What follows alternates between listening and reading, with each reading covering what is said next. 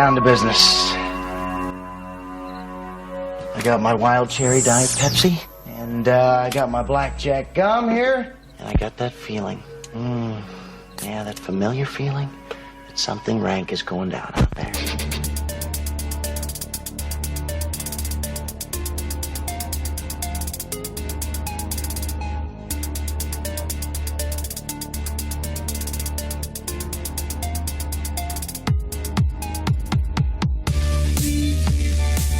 Brothers don't shake hands. Brothers gotta hug. Homie, sir, goddammit. Come out to the coast, we'll get together, have a few laughs.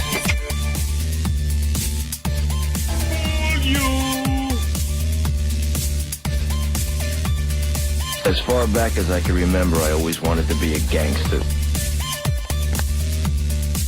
You ever seen a grown man naked?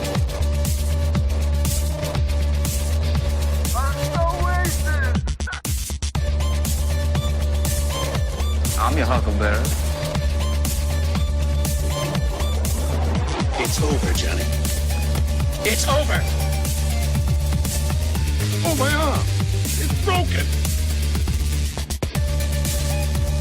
Put that coffee down. After you, bitch! The royal penis is clean, Your Highness. Those men wanted to have sex with me. What does dumb fuck mean? Hey, where are the white women at?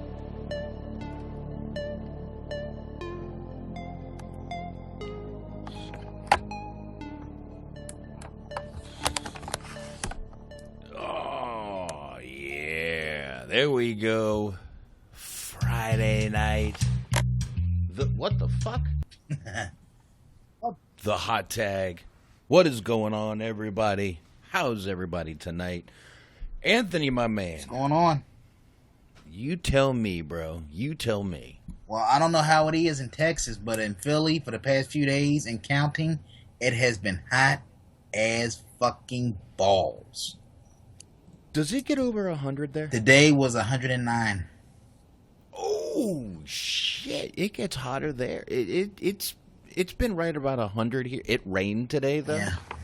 Listen, but yeah. I don't know, because like when it rains here, the thing is, it just seems it cools it off for a little hot minute, but once the rain stops, it's hotter.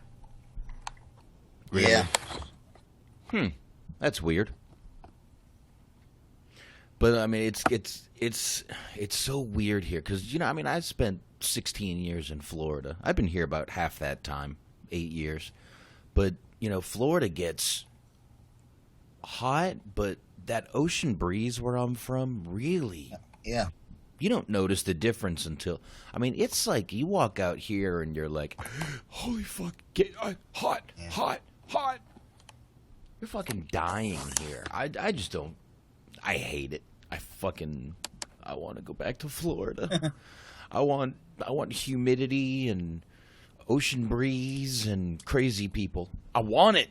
I want crazy motherfuckers who don't know how to vote. Yes. I don't know about Florida. Maybe I'll retire there one day, but I hear California is pretty good, even keel when it comes to temperatures.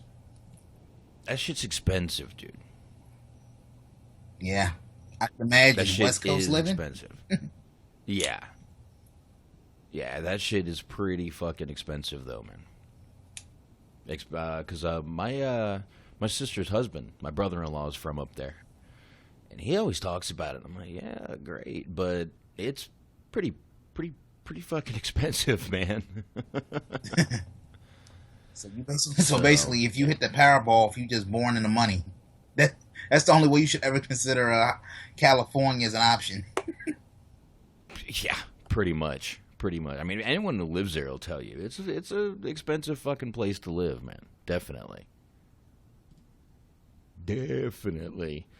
So, anyway, now that that's out of the way, I guess we should get into this. What do you think? Definitely. We are going to talk about Chris Farley. Oh, man. This might be a tough one, man. Yeah, it is. It is. I guess we'll just get into a little bit of him. Here, well, give me one sec here. We'll get into actually Chris Farley. Christopher Crosby. Chris Farley. Christopher Crosby Farley was his name. Born February 15th, 1964, in Wisconsin. If you could probably tell by the accent, certain words he said were kind of like that. Died at the age of 33 on December 18th, 1997. Yes. Yeah, drug overdose, 33 years old. Obviously known for his, what would you say, loud, energetic, charismatic. Physical comedy and...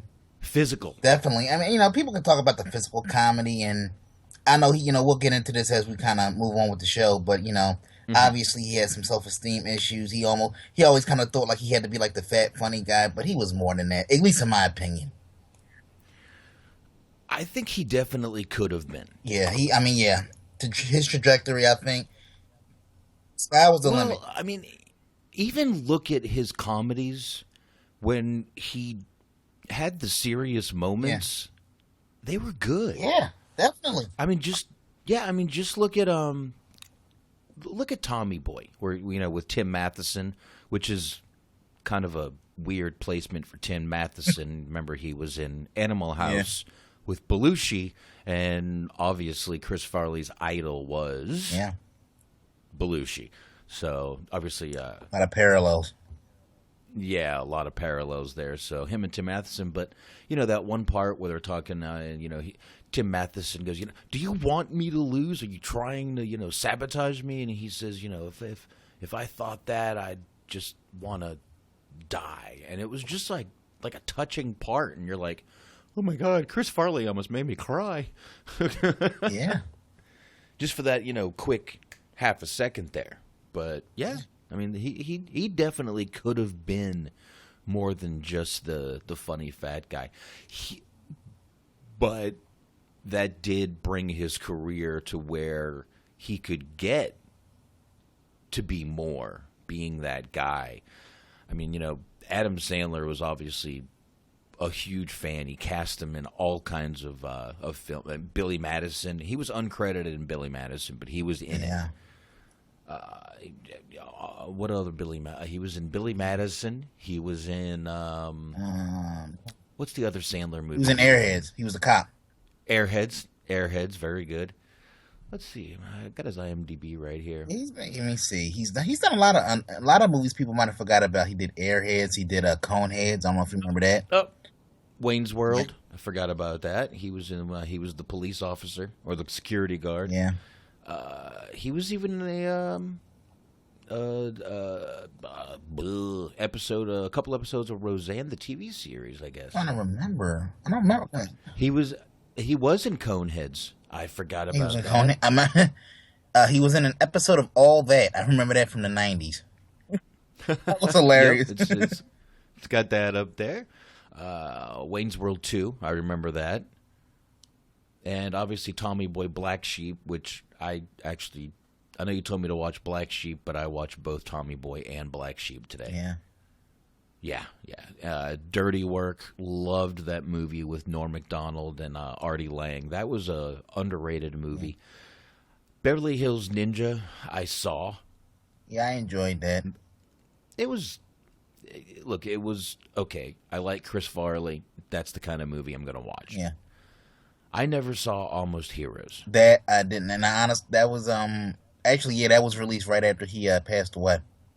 Mm-hmm. It was. Right in, it was a road comedy about two guys whose mission is to beat Lewis and Clark. I'll probably end up trying to check it out, but I might check it out. It's one of those movies that for some reason it's not that I didn't want to see it, but I went through a period I don't know about you, Box, but I was still pretty young when he passed away, and I went through a period where I couldn't watch anything with Chris Farley in it because it was depressing.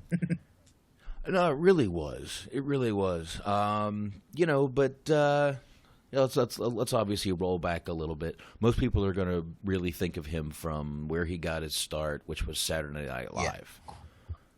He did, let's see, where was he on those seasons? Was it 94, 95? It was, I want to say might have been 90 to 95. hold on, let's go right back here. Saturday Night Live, 1990 to 1996.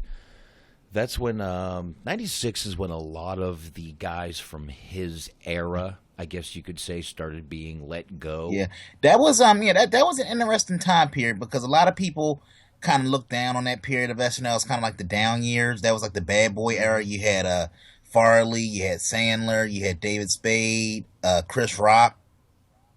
And it's kind of funny, like a lot of those people, they went on an obviously mainstream success. But when you kind of look back at their SNL years, a lot of people wouldn't have predicted that. Like, they were doing like Sandler was doing, remember the Canteen Man and stuff he was doing with Alec Baldwin? Oh, Alec Baldwin. a lot of stuff that would be considered, let me see, anti-PC today. Like, they would get raked over the coals if they did some of that shit today. Oh, yeah. Oh, hell yeah, they would. Obviously, after 1996, when he left Saturday Night Live, he started doing films with, obviously, a great friend of his, David Spade. Oh, they were a fucking great team, man. They were, and I like David Spade. I mean, I like some of the, Joe Dirt and all the dumb movies he's done. I like those. But Tommy Boy and Black Sheep made him, according to Hollywood, a bankable star. Both of those films ended up earning around $32 million each. Back in the mid '90s, that was damn good for a comedy film, especially. Saturday Night Live seems to have a stigma to where people have a ceiling. Yeah, and that kind of broke that mold a little bit. That those movies sort of broke that mold. Oh, look, these guys can fucking do it. But it made him sort of a bankable star in the eyes of Hollywood, which led him to do Beverly Hills Ninja. Yeah. Yeah, which it was a Farley movie. It was funny. Who was in that? I forget who the hot chick he was with in that. God damn it. I know Chris Rock was in it. Chris Rock was in it. Oh, I know who. Shit. I got it right here. It was Nicolette Sheridan. That's right, guy. Oof, yeah, great. Chris Rock was in it, of course. This was again, a Chris Farley movie. Hey man, it's what the show's about, man. It wasn't, like I said, I enjoyed it wasn't a movie that was going to teach you a damn. You wasn't going to walk away from the movie going, that was deep or that was, message. It wasn't one of those type of movies. It was just meant for dumb fun, and it was. It made you laugh. It made you feel good. To this day, I can pop that on and laugh my ass off. Just, it's dumb comedy. Mm-hmm. Yeah. And unfortunately, we're going to just kind of gloss over most of the movies, and then we'll just kind of do random stuff about Chris Farley because, unfortunately, his movie career isn't that long. It obviously cut short at 33 years old. Tragic. Really after the peak of his career, he only had a couple good years of, he left Saturday Night Live in 96.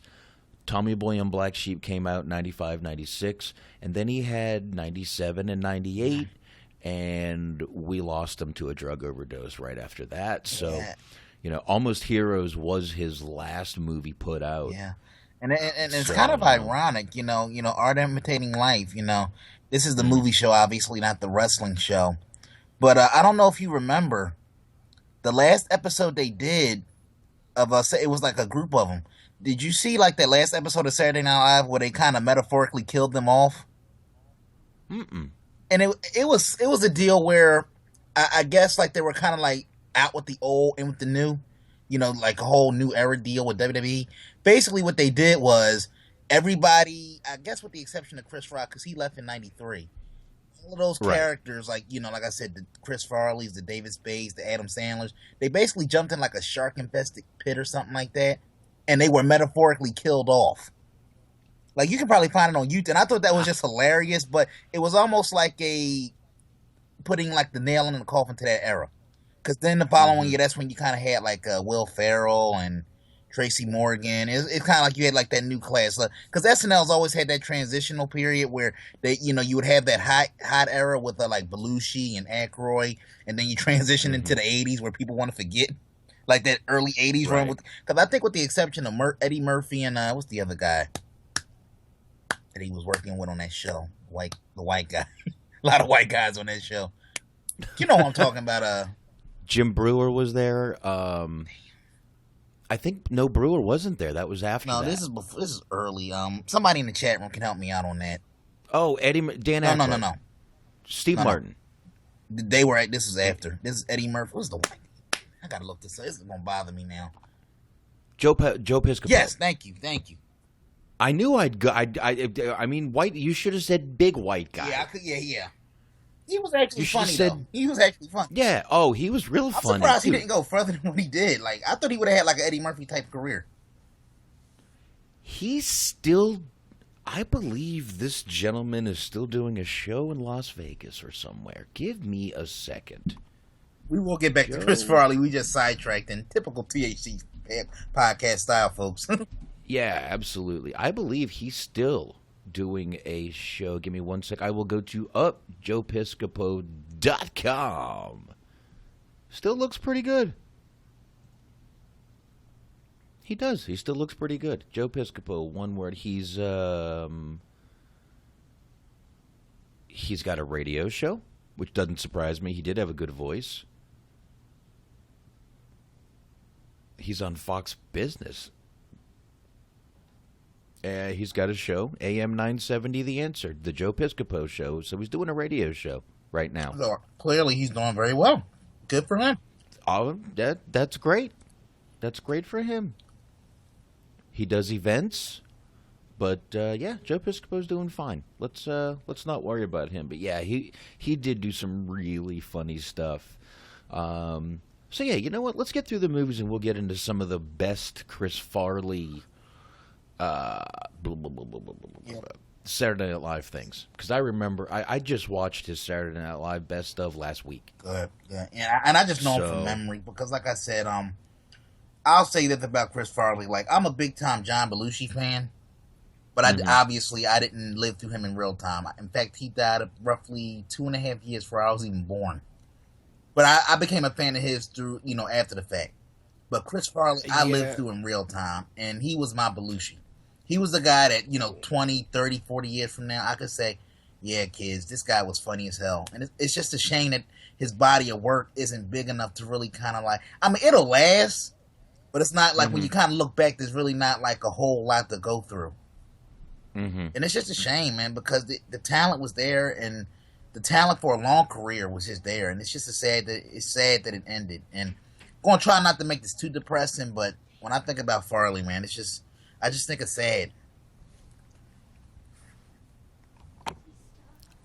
No. Well, two guys who, and Farley would actually be probably very flattered that you just said that he was your Belushi. That was his goal the whole time, was to be like Belushi. So, probably really flattered by that. But, he basically imitated him. Belushi was another one gone too early. And, another one who had a movie career ahead of him, and it was cut short. Yeah. Exact same thing. He went out the same way. Yeah. Ironically enough, they were both found with the last people they were seen with alive were hookers. Go figure. Yeah. So, and I mean, it was, people had said after he died, he would go on 3 to 4, 5-day benders of just, cocaine, hookers, and alcohol. So, eventually that will catch up with you. Don't get me wrong. I guess when you're young, it's fun as hell, but it like anything else, it catches up with you. Let's get back real quick. All right, let's get back real quick to the just the movies. Then, like I said, we'll go through his Saturday Night Live stuff. Now, we're sitting here talking about Beverly Hills Ninja being not great, but it did finish in first place the weekend it came out. So it's still, the Chris Farley name still was valuable in Hollywood. He proved it just by making a not so great movie, still #1 over that weekend. Yeah, and to me, like anything else, it speaks to the not just the star power, but just like the talent. Like great, you know, like I said, great talent can overcome shitty material. Like if you put anybody else in this movie, even though we're kind of like giving it kind of like backhanded compliments, if you put anybody else in this movie, it would suck. You would be like, you probably wouldn't even remember the movie. But just the fact that we're talking about it, damn, almost 20 years later, because it came out in 97, it's a testament to the guy's talent. You know, Tommy Boy, you know, turned 20 years old last year. They're putting out anniversary editions of it. That's how much of a mark he left, and how much of a mark he would have continued to leave if he was still with us. Yeah, he was just unbelievable. It was, look, some people with that kind of, you know, it's kind of a wrestling term, but that charisma, the it factor. Some people just gravitate towards it, and people did gravitate towards him. We were also talking about that film, Almost Heroes, and that film was delayed several times due to Farley's drug and alcohol problems. It was actually delayed a few times so he could enter rehab. So that's why that movie came out so late. It was scheduled to come out now. And I'm sorry to cut you off, Bob. No, go. Another little known fact that obviously is surfaced this year. I was just getting Chris to Farley it. was going to be the original Shrek. Go fucking figure that. And there's actually, if you look it up, there's actually audio out there on YouTube and just the internet in general of him actually doing the voice of Shrek. So, well, just imagine if he had lived, that would have changed the dynamic of that whole movie, that whole series. Well, here, would you like me to play it? Definitely. Like a little bit of it. Play it. Here you go. The crickets are not me. Just give it a second. Like a fire and a noble romantic mission to warm the cockles of your heart. Yeah. I like my cockles room temperature, thank you very much. Hey, if you're not doing this for cockle warming, why are you doing it? Simple. Fartwad gets his princess, I get what I want. Which is? Now, come on, what do you want? I don't have time to set it to music. Oh, this is another one of those onion things. No, this is one of those drop it and leave me alone. All right. Rumor is he recorded 80 to 90% of the movie.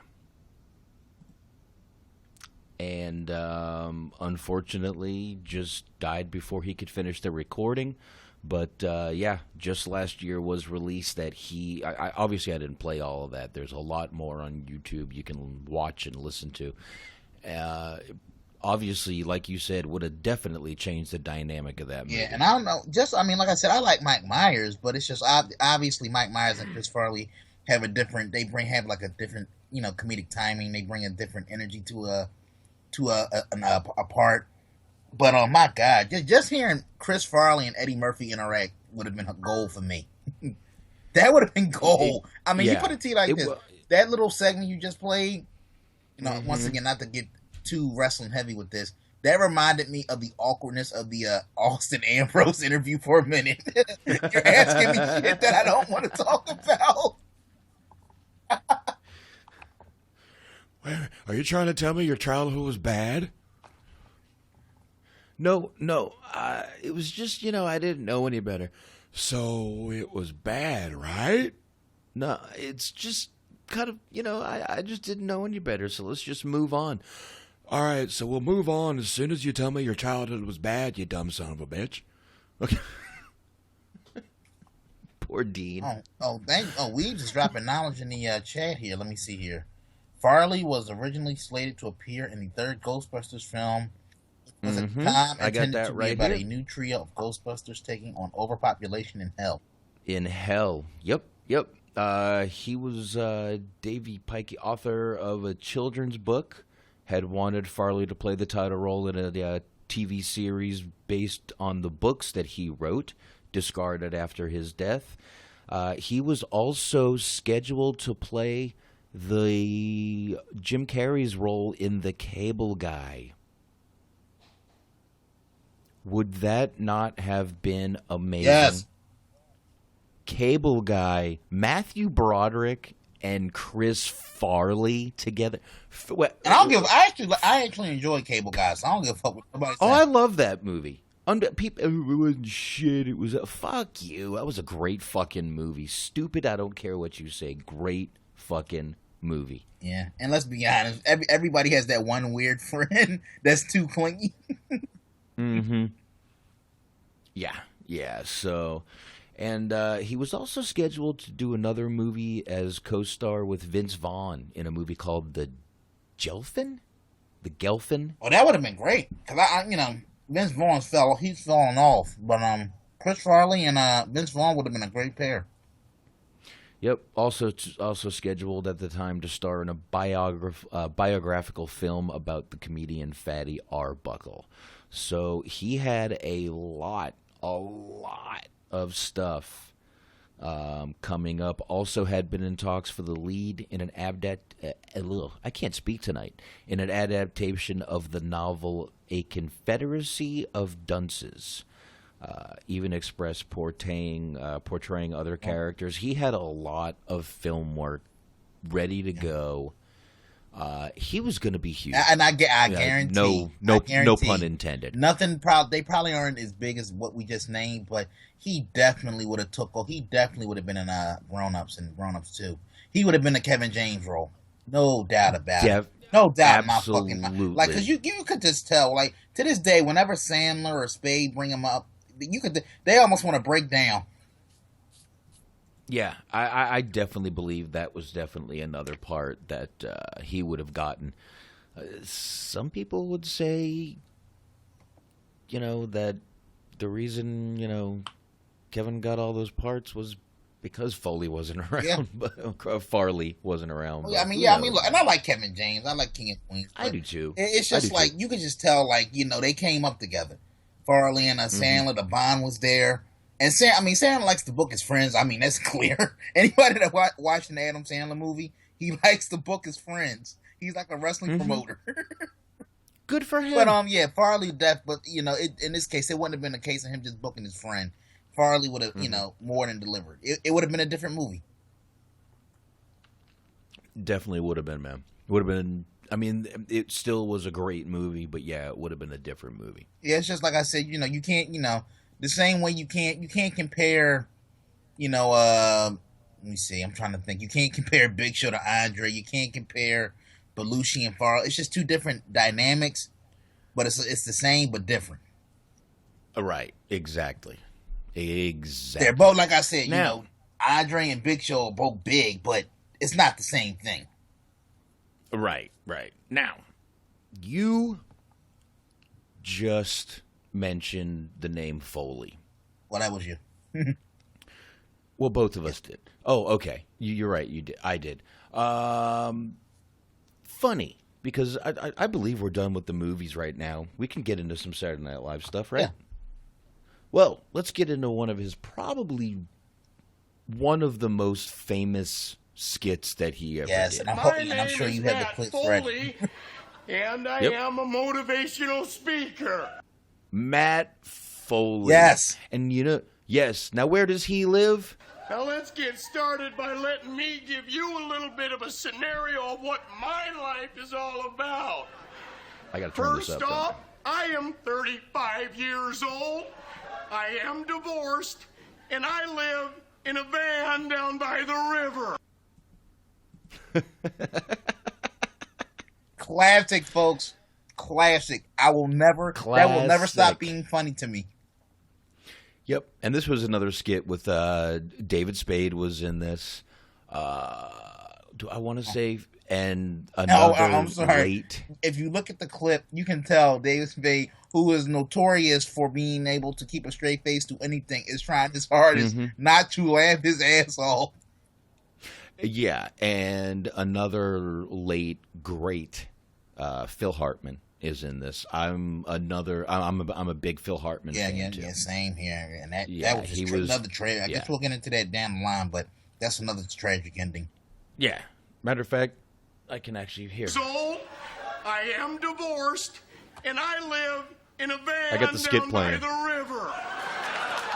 I'll have to break it up a little bit, but yeah, so there we go. Now, you kids are probably saying to yourselves, hey, I'm going to go out and I'm going to get the world by the tail and wrap it around and pull it down and put it in my pocket.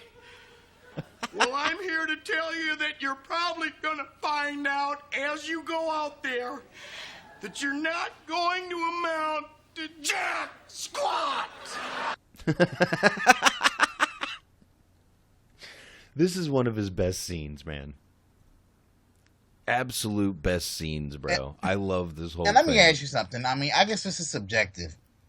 But would you say that in terms of just like taking it there and getting pissed off on film, that Chris Farley probably was top 5, to go from like the sweet, cuddly teddy bear type of guy to just getting insanely pissed off?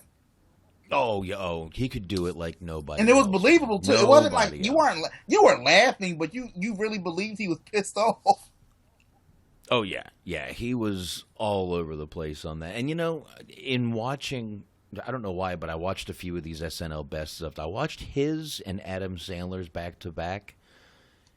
If you want my opinion, I think one of Chris Farley's greatest enjoyment on those shows was trying to make Adam Sandler break and laugh.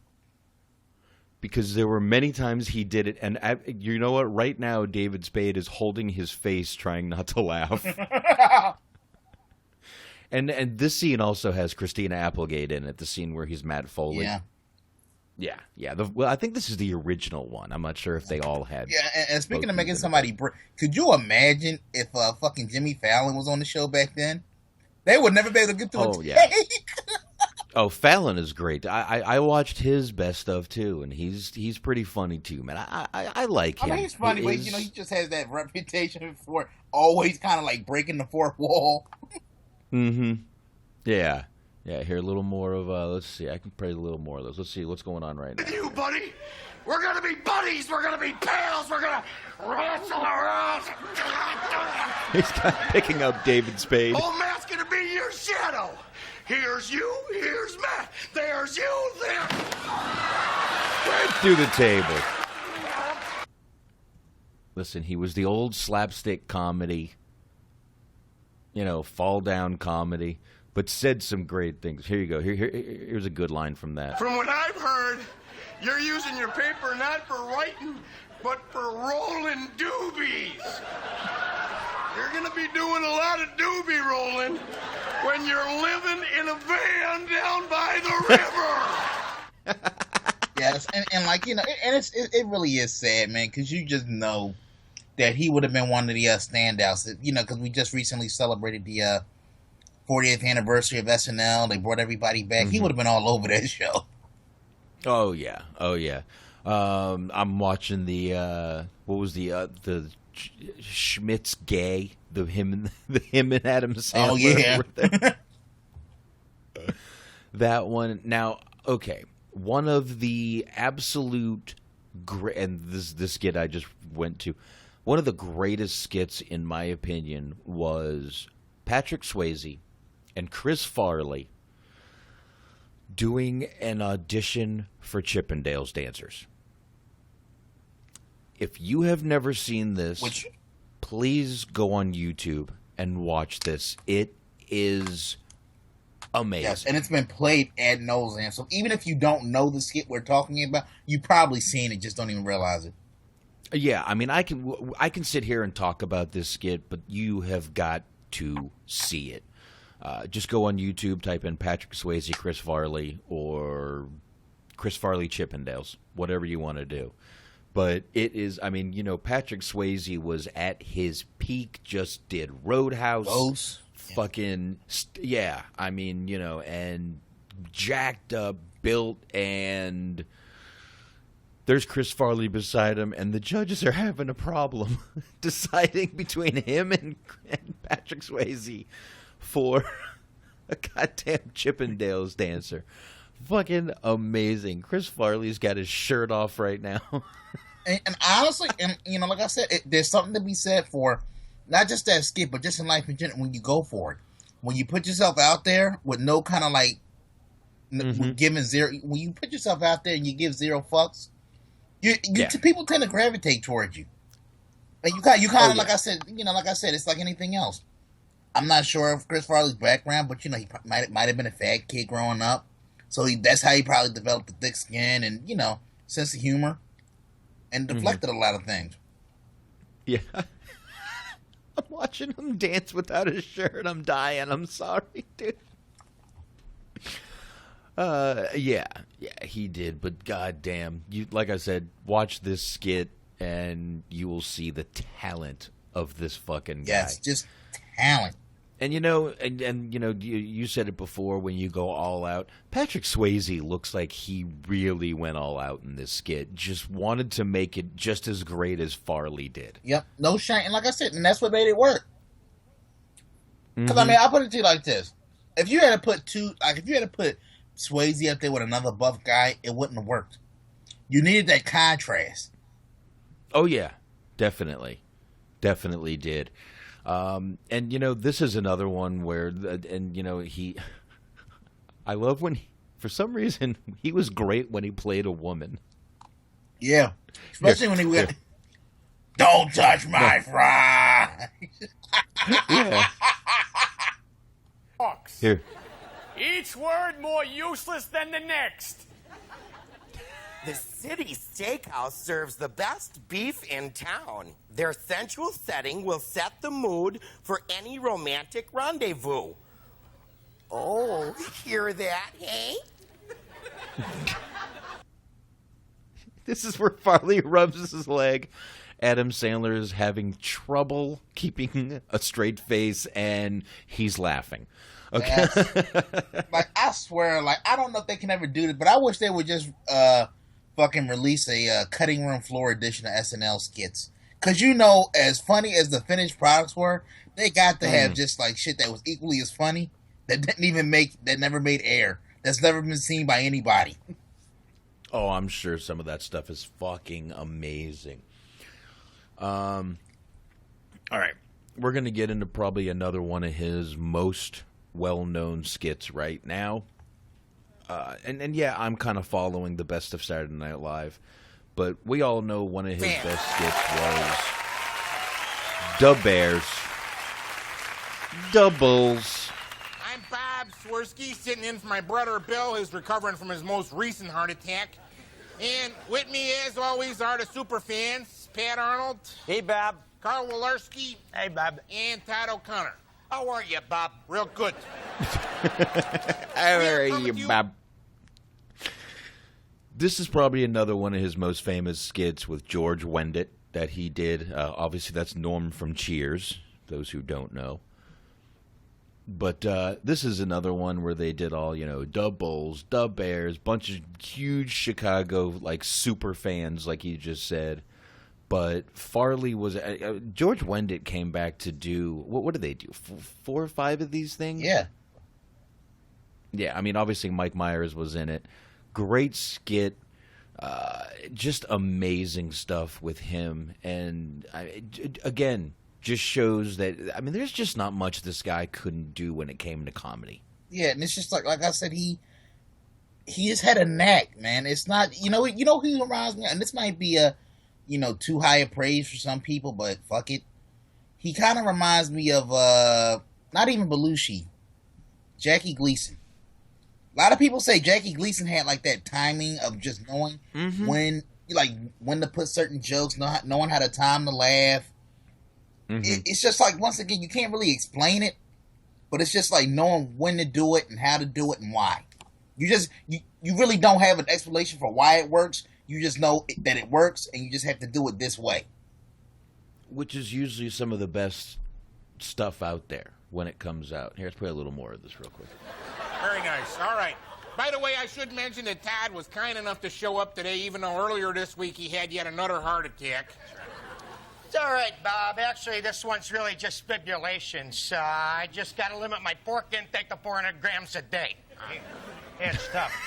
Yeah, well, the doc says that I got a small piece of Polish sausage lodged in the lining of my heart. Good luck with...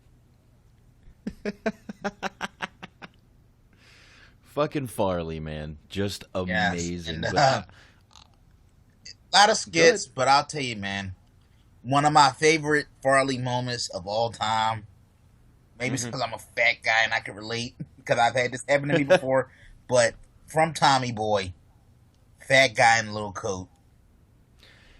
Fat guy in a little coat. To this over 20 years later, I still will sing that shit to myself every now and then because it's funny as fuck. It really is, and I think everybody has sang that before. I think every single person in the world has done that little skit or wanted to sing it. Here, let's see here. I got a quick 30-second clip of it from the old Tube of Views here. Is this your coat? Don't do it. Fat guy in a little coat. Fat guy in a little coat. Don't. Fat guy in a little coat. Fat guy in a little coat. Take it off, dickhead. I'm serious. Richard, what's happening? And we all know what happened there. The coat is ripped. So, yeah, there's so many. Think of how many things that are quotable that he says and does, and I mean, so many lines and stuff that he has said. And I mean, look at all the skits we're talking about here. We've had one quote out of it, the one that we were, doubles, dub bears. That's just all him, and and it's stuff that, like I said, lives on. People still quote it, I guess, Farley lived his life on one simple quote here. I'm not here for a long time. I'm here for a good time, and he definitely had a good time, good, bad, or indifferent. He lived life to the fullest. Just wish we had him for a little longer than we did. I wish we had him for longer, too. Another good, I definitely, Jesus Christ, I wish we had him for longer. But, I guess when it's your time, that's what they say, right? Yeah, whoever the fuck they are. Fuck them, that's what I say. Fuck them and fuck they. Fuck they, fuck them, fuck all those motherfuckers. Yeah. Anybody that works in the corporate environment is always, the office. Who's the office? Who's they? Yeah. I hate that shit. Yeah, and the awkward interviews. Oh yes, he did was another one. Classic stuff, especially the one with Paul McCartney. I was so stupid. But here's another one he did with Kevin Nealon when he was on the news. Here we go. I'll play a little bit of it. Why not, right? That's right. Bennett Brower here with another commentary. Didn't think the suits would have me back, perhaps. Thought they'd have my derriere replaced by one of those cookie-cutter store mannequins. Well, maybe I'm not the norm. I'm not camera-friendly. I don't wear clothes that fit me. I'm not a heartbreaker. I haven't had sex with a woman. I don't know how that works. I guess I don't fall in line. I'm not hygienic. I don't wipe properly. I lack style. I have no charisma or self-esteem. I don't own a toothbrush or let my scabs heal. I can't reach all the parts of my body. When I sleep, I sweat profusely.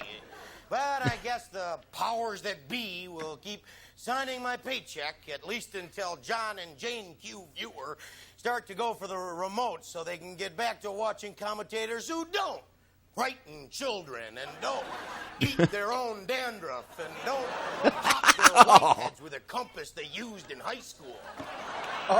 Thank you, Kevin. Bennett Brower, ladies and gentlemen. Oh, Jesus Christ. Better and better from this guy, man. Yes, better. I mean, literally, you can't, to quote Enzo, you can't teach that. You really can't. Yeah. By the way, this show is going to be murder to get on YouTube. Just so you know, I'm going to have a lot of problems. Yeah. Here. Fuck YouTube and their copyright policies. I don't care. I will say this I'll though, get it. you know, I'm looking up some clips myself. Do you remember the clip that the little skit him and Phil Hartman did for Hartman's farewell? It might be on here. Let me see which one. It basically, I want to say it might have been Hartman's last episode, and he actually requested to do it with Farley. And it started off funny, but then like they did like a little song together, and it kind of ended like I said, it was kind of like a little, you know, you watch it now in retrospect, it really is really kind of depressing because they both gone. Mm-hmm. Yeah, and the way Hartman went was horrible because I mean he told his wife he was going to divorce her, and he took a nap and she killed him. Yeah, and that was just like, you know, like I said, man, like you know, if the shit is going wrong, just walk away, folks. And it's not. I'm not even gonna try to be funny or come up with anything clever to say here. If the shit not working, man or woman, just walk away. It's plenty. It's plenty of fish in the sea. Life's too short to get stuck in a situation where you're miserable, he miserable, walk the fuck away. Yeah, you should, but you know how it goes. Let's see. If I can't have you, yeah, no one else can. Fuck that. Yeah, crazy people. Yeah, let's do a few more clips here. Let me see what else I got. I want to do the El Nino skit that he did. You know what? Screw this fucking YouTube Let me ask you, I'm gonna get some. Going to do some YouTube clips. Just to show you how beloved Farley is, I'm gonna send you a few clips here, box to play, or I can tell you to look them up. Drop them in the chat room if you can. I'm gonna show you one here. Give me 1 second. Then I can. Yeah, I'll pop them right up from that chat room. Here you go. I'm gonna play the El Nino skit real quick. Let's see if there's an ad. Nope. Here we go. Nino. All other tropical storms must bow before El Nino.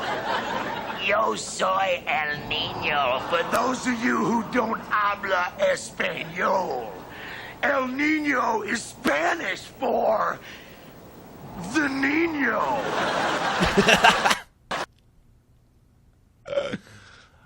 Now, granted, he's wearing like a robe and a wrestling belt when he's doing that.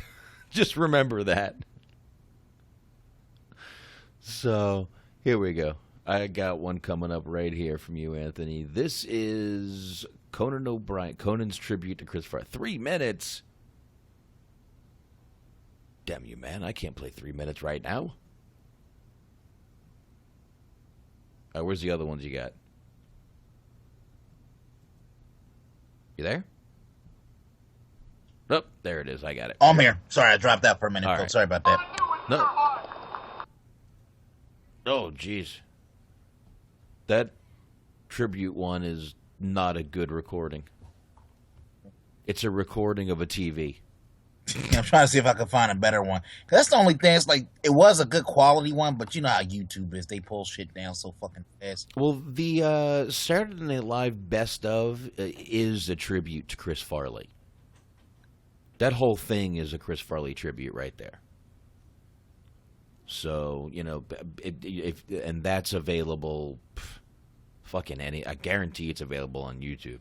Yeah, folks. Just to let you guys know, like all of the clips that you're listening to right now, with few exceptions, are available on YouTube or Daily Motion, Vimeo. You can find them.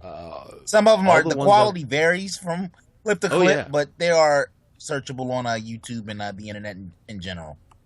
Yeah, most of them I played have been from YouTube. The other ones were from the Saturday Night Live. Again, the best of / tribute to Chris Farley. Now, let me ask you this, Box. Not to get too deep here, but I remember a story. I'm not sure how true because it's been a long time. But I think it was David Spade who said he was distraught, so distraught when Farley passed away that he couldn't even go to the funeral. Like he just could. I think his exact words were, "I couldn't look at Chris in a box." I could see that. He was.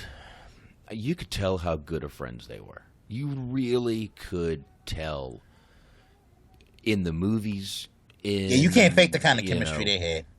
No, you can't. And just again, just watching Black Sheep and Tommy Boy over, just in one day, you can see the chemistry. Dare I say it, you can see the fact that they goddamn fucking love each other. Those two guys. I mean, like fucking, you could see the kinship there. They were just amazing together.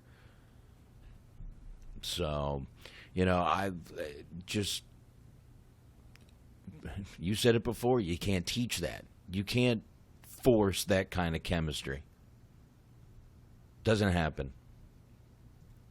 Yeah, that Conan O'Brien thing is 3 minutes? Or did you have a certain part you wanted me to go to on that Conan O'Brien tribute? Well, I added a new one. I added a better quality one. This is actually from his newer show on TBS. He actually had David Spade and Adam Sandler on. Sharon Farley memories. And I figured rather than go the depressing route, I picked a funny clip.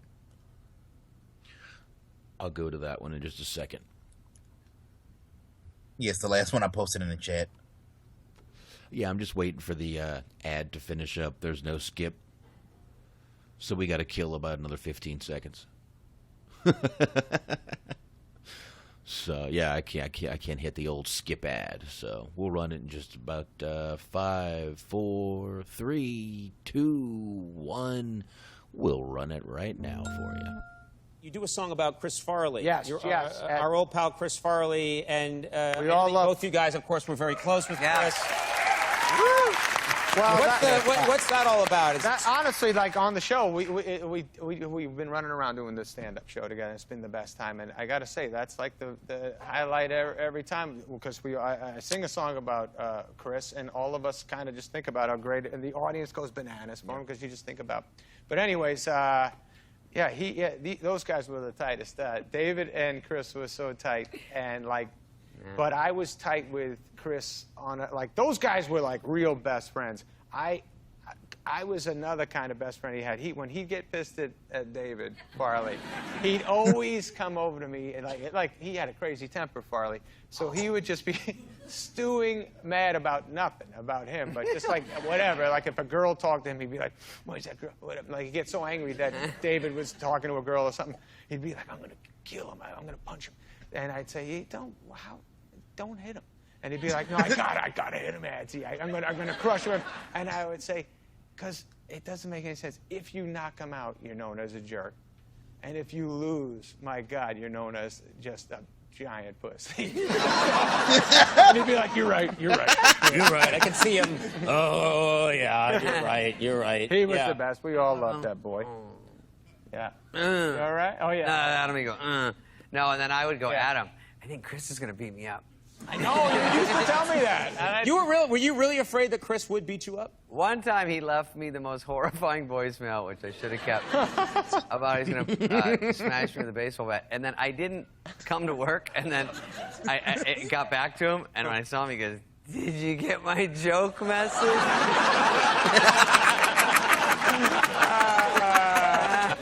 I go, it didn't sound like you were kidding. He goes, "Don't tell Lorne." Oh, yeah. Obviously, Lorne Michaels, who is the head guy of Saturday Night Live. That was one of those ones I had to share. Because I was listening, like I said, I've been in a Chris Farley frame of mind, and I've just been looking at old clips, and I came across that, and that just cracked me up. Oh, there's so many of them for Chris Farley, man. And we could probably play clips all night, but I'll never get this motherfucker on YouTube that way. So yeah, folks. So we actually kind of give you like a stream of consciousness opinion on Chris Farley, because we don't want to get sued, by the not even the PC police, but the real police for a copyright infringement. Yeah, exactly. So let's see, Chris Farley. Here, we got a 26-second one we can play here. This is with David Spade, Adam Sandler, and Chris Farley. This is when they all dressed up as girls and worked at Gap. Oh, yes, classic. Absolute funny. Let's see what part of the skit we're at here. If you love him so much, why don't you marry him? Can I have some? Sure, Cindy, go ahead. Oh, God, these are good. Cindy, can you leave some for us? I thought you were trying to lose weight. Lay off me, I'm starving. There it was. There it was. God damn, he was funny. Yes, and like I said, oh God, I'm just envisioning that whatever that message was that he left on Spade's voicemail. I could picture him like leaving some insane message. I'm gonna beat the shit out of you, you little fuck. And then, hey, did you get my joke? Did you get my joke? Oh God. No, but I got the threatening voicemail you left me. Yeah. I can picture, because, look, obviously we don't know any of these two people personally, but just based off of, like, their works over the year, I could see David Spade being like a sarcastic little prick that would say something to piss Chris Farley off, and he would just go off about it.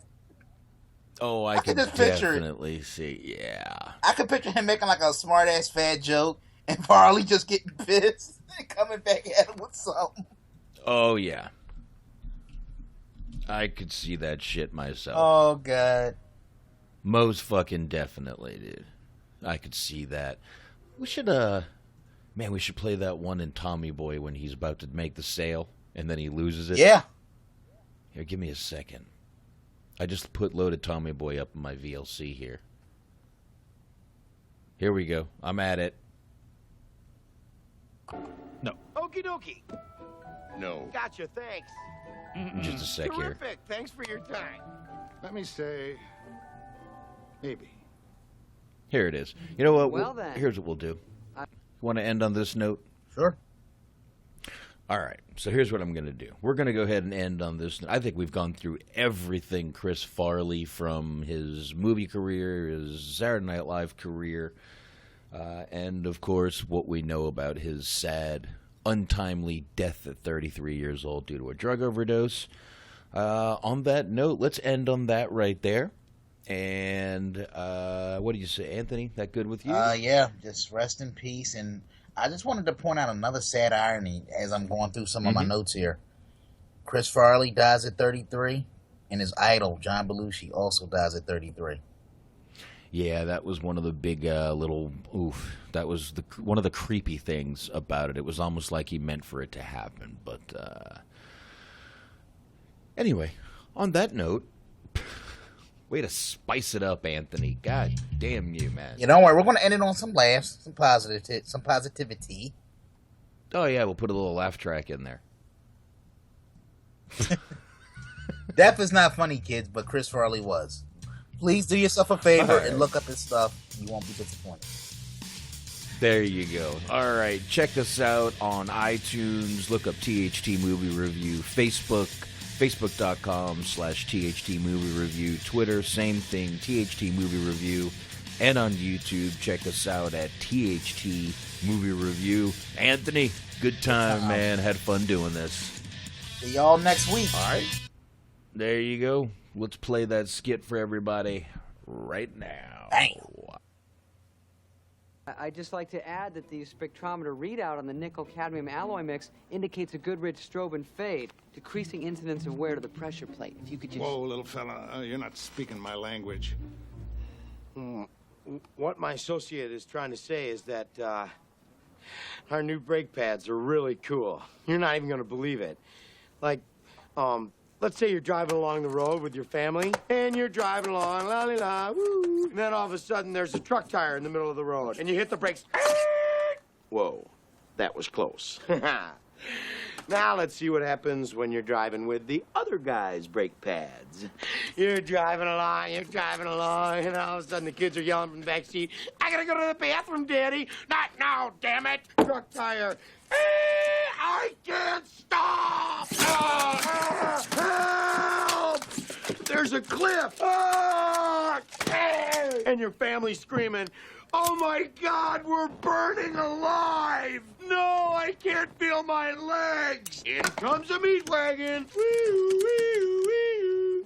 And the medic gets out and says, "Oh my God." New guy's in the corner puking his guts out. All because you want to save a couple extra pennies. To me, it doesn't... Get out. Now. Sir.